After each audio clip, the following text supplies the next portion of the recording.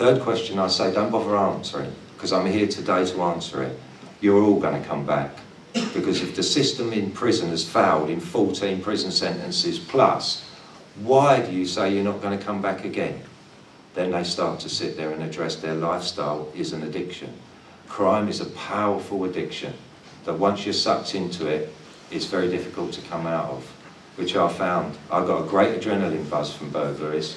The money part of it, I think in the Times, they say in the Times, in 1 year in Tunbridge Wells, out in Kent, they earned £3 million from burgling houses, which I did, and the police they know it, and I was interviewed a number of times for these crimes. A lot of them never proved. It was addictive. The money financed the lifestyle, the sports cars, the whole lifestyle that went with it. Until I came out and I started to address that life, and I addressed that life through psychology, forensic psychology, as a life of crime. And to break the pattern of crime, I had to address the core part of why I started. So I went back, bang, you got adopted, you went out, you was angry, you coped with it, you got into a lifestyle. That's exactly what I've done. It took me 3 years, I didn't come out of my house for 3 years because I didn't want the temptation. Just like an alcoholic really shouldn't go past an off licence until he's strong enough. I couldn't go out of my house until I was strong enough to deal with the life outside. I still, today, you know, walk about and go into a bank and see people paying large amounts of money. And I think to myself, how do they do it? Does that woman not know if she's putting £8,000 over the counter that it's the takings from a shop? Sometimes my brain goes in overdrive. I sometimes turn around and go to follow her because that's the old life that I had. Then I have to stop and correct myself. Just for today, I will not follow that lady. I have a different life. I have responsibility. I am an example. I need to come out and share this story. But now what I would do is tap that woman on the shoulder and say, excuse me, but I'm an ex-offender. You know what, 2 years ago, before I went straight, well, I've been straight 6 years, but say 2 years ago, before I went straight, I'd have followed you back to your shop, and at 9:15 next Monday, I would have had that bag before you actually banked the money. Please use some more security. You know, at least get a mail to accompany you to the bank. You know, you think you're safe by having it in your bag and nobody knows. But I've just stood in the queue. Not everybody in the queue in the bank is honest. You know, villains do go to the bank and put their money in now. You may well, you know, shopkeepers be unfortunate to have one. I walked into a post office once and an old boy of 80 came in. Must have been 80, and he hobbled in like an old man. And he had a video box. And it had video, JCV or whatever it is, JVC, on the side. Yeah. And he handed it over as a package. You thought it was a parcel, because that's what it was supposed to look like, a parcel. So he went to the window, they lifted the window up of the counter, and they gave it. The manager knew what it was, because this guy came in every week. And he opened it, but he opened it not behind where no one could see it. He opened it because I was looking, because I'm inquisitive, because that's the life I had, and I don't like to miss anything. And it was stacked with banknotes. Absolutely stacked with banknotes. You actually thought that the guy's just got a parcel, he's come in, he's delivering it. It may well be a video he's sending, it may well be some books or papers or anything. The last thing anybody would have thought that there was money in there, me included, until that plonker of a postmaster opened it and showed me what was in there. The following week, the old Steve would have had him before he got in his car. So I actually went up and I addressed the postmaster and said, excuse me, you know this guy brings this in every week. You should go around the back where you're unobserved and open that and start to count it there. You shouldn't be counting it in front of people so we can see what is in the box. The box is there to disguise what the old boy's carrying because he's vulnerable. But that's the life I live now. And I feel a lot better for it, that I'm helping the community be a safer place. I want to talk about young offenders, and I'm going to talk about prison, and then I'm going to kind of wind up if anyone's got anything to say. The young offenders prison.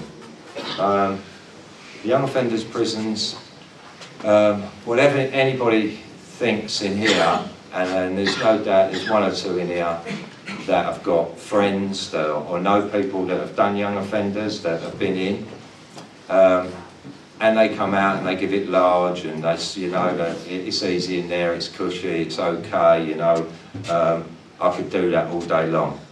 Some of them can. If they're hard, and they can have a fight.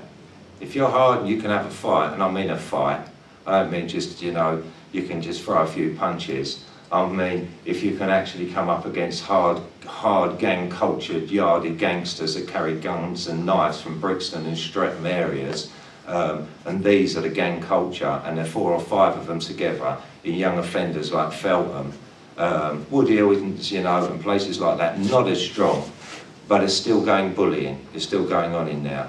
But I go in there, I'll do a lot of work in Brixton area, a lot of work in the prisons around that area. And I come from Stoke Newington, so that's my area, Hackney and Stoke Newington. But in there, what they do is they target the weak. You've all been to school, you all know bullying exists. I don't need to tell you it don't, you know it does. Some of you have been bullied, some of you have just gone round there and ignored it all, some of you have actually made lives a misery for other people in there and not realised you've done it. My son used to get bullied. I actually used to go up there and have a tear up in the school over it. Bullying is not very nice, but you can escape in this education system because you can go home and tell your mum. You could tell me, a raving nutter that goes up to school and addresses it and frightens the life out of everybody, and they leave my son alone. You can too go to the headmaster or your form tutor and sort the problem. Not sorted, okay, you can be taken out, put into another school or into a learner support centre. But you can be taken out of that environment, away from the bullies. Unfortunately, the system lets the bully carry on and have a full-time education, and the poor kid that's been bullied gets segregated. That's the system we've got today. Total rubbish as far as I'm concerned, which needs to change. The bully needs to be segregated, and the young kid needs to get an education. But in a young offenders institution, there is no escape. There's 3 things that you do. If you're getting bullied and you can't have a fight and you just want to get on with your sentence, you will be bullied. They will take you to back up. They will try and intimidate you, see how far they can push you. If you don't respond, that's it, they'll have you. They'll get you to get money sent into them. They'll take your money. They'll get your stuff out your cell.